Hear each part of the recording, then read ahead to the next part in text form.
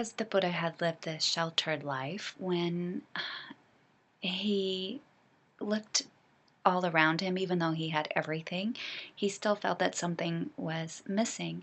And he decided he wanted to go and see what it was that was outside the palace walls and the world that he had lived in since he was a child. And especially because he hadn't seen much of the world or met the people that he would one day rule.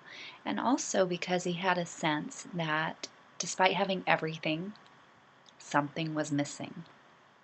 So at night, the Buddha snuck out and with a chariot driver and went out driving through the streets, roaming to see what ordinary life was like.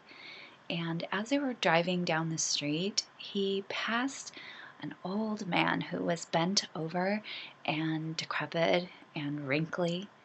And he had never seen an old man in his life before that.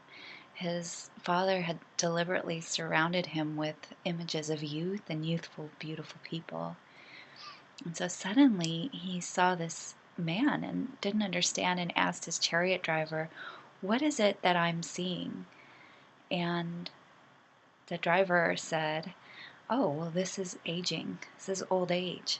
This is what will become of you and what becomes of every human being." And this impacted the Buddha. He hadn't ever seen anything like this and didn't have any kind of framework to make sense of it.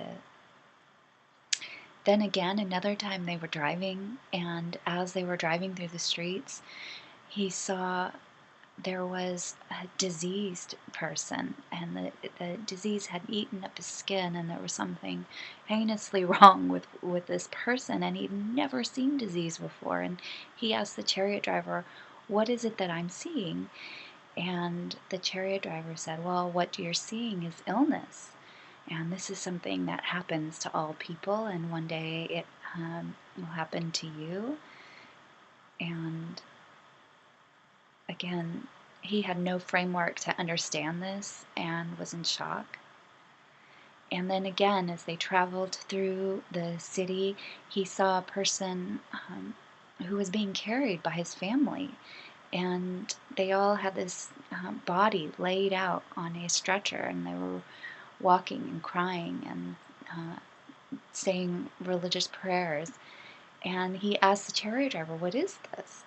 And the driver said, "Oh, well, this is a corpse. This is a person that's died, and this is something that will also happen to you one day." And again, the Buddha had never seen a corpse and had been protected from that his whole life. So all of a sudden, he's being faced with this kind of hard edge of life, of aging and sickness and death, just for the first time understanding that this was part of human existence. And so they continued to travel, and they also ran into another person, and this was a really strange person.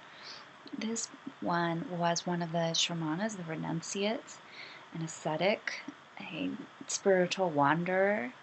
And at that time in India, there were many people like this. They would leave society and do spiritual practices, and often they wore little or no clothing and were emaciated. They didn't have food or jobs or possessions. And he asked the chariot driver again, like, "What is this person? Who is this?" And the driver said, "Well, that's a spiritual seeker." And so this a series of experiences was how it was that the Buddha, at the age of 29, through his questioning of what was missing in his life, went out into the world and encountered these sights that had yet been unseen, and for the first time had to make sense of a world that had both this life that he had, which had power and pleasure and privilege and luxury and beauty and learning, and also had illness and aging and death.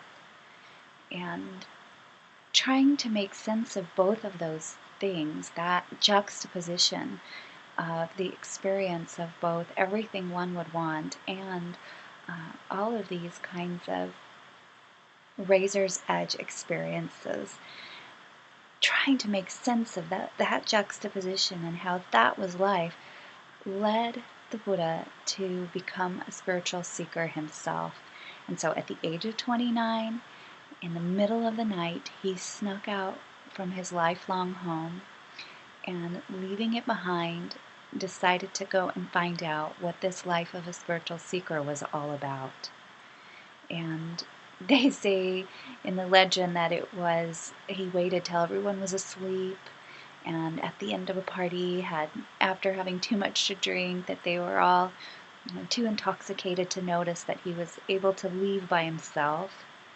And as he left the compound, he traded clothing with the homeless person so that no one would recognize him. And he went out to the forest and looked to see what the spiritual life had to offer him.